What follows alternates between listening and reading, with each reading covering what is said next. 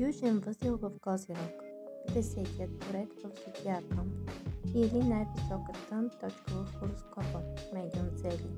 И оттам вашите позитивни качества са в упоритост, методичност, кариеризъм, амбициозност, целеустременост, постигане на успех, дисциплиниран, отговорен, зрял, благонадежден, сериозен, въздържан, делови, търпелив, предпазлив, практичен, трудолюбив, властен, забавен.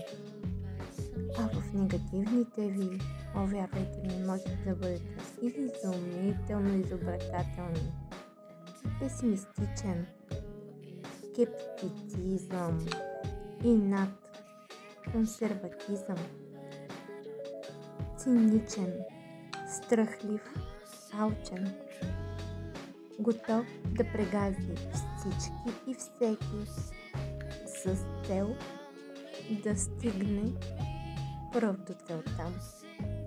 Емоционално студен, необщителен, високомерен, настоятелен.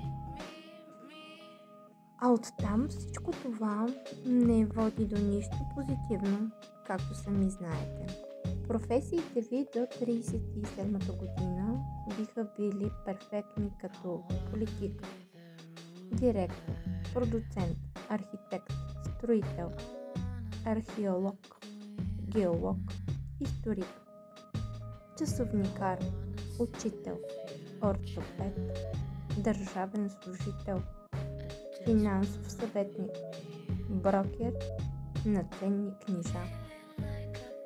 Чудесни професии, но можете да ме следите и да разберете как бихте ги ушлайфали и усъвършенствали в по-далечна перспектива за краят на вашия живот и на вашата кариера, как бихте обогатили вашия трудов път. Това ще се случи, когато разберете вашия северен възел. А сега нека да поговорим и за качеството, от които трябва да се освободите. Необходимост да контролирате всичко и всички. Пуснете контрола поне за малко.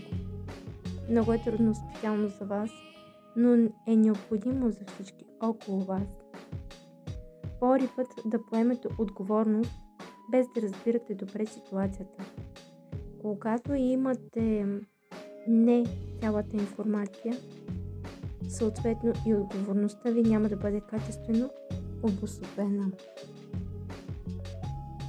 Игнориране на процеса или стъпките, които трябва да се минат в прекалената съсредоточеност върху целта.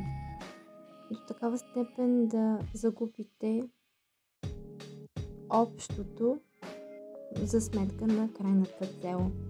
Да се чувствате изцяло отговорни за всичко. Няма как и по никакъв начин не можете да поемете всичко на вашите плещи. Просто поради тази причина, защото всеки има свободната воля.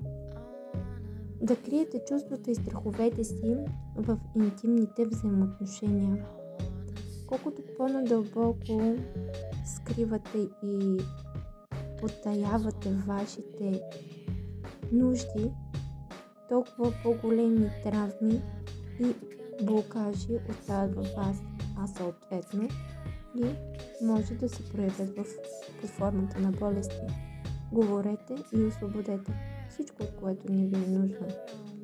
Да вършите нещата, за да спечелите уважението или възхищението на другите. Никога, по никакъв начин не можете да спечелите всички на всяка цена.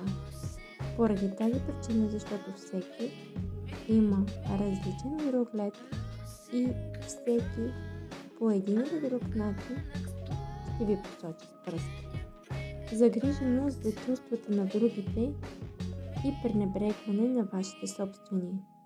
До такава степен сте се претопили в общото, че не можете да си позволите да излезете от колектива за сметка на вас самите.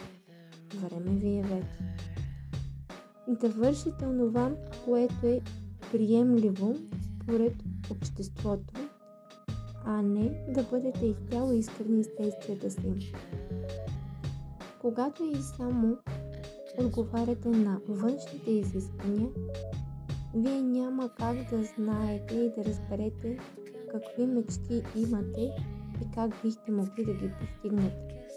Сега му е времето, или поне до 37-та година ви е времето да разкриете тези си вид знания и умения, а в последствие ще разберете какво се случва за вас след това, ако желаете да развивате и разширявате себе си. Съответно, може да си останете и тук и сега в точно тези си прояви. Личен избор.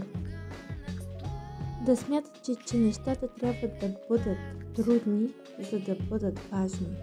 Напротив, когато са изживяни с лекота и с копнежът и желанието, са още по-сладки и ценни.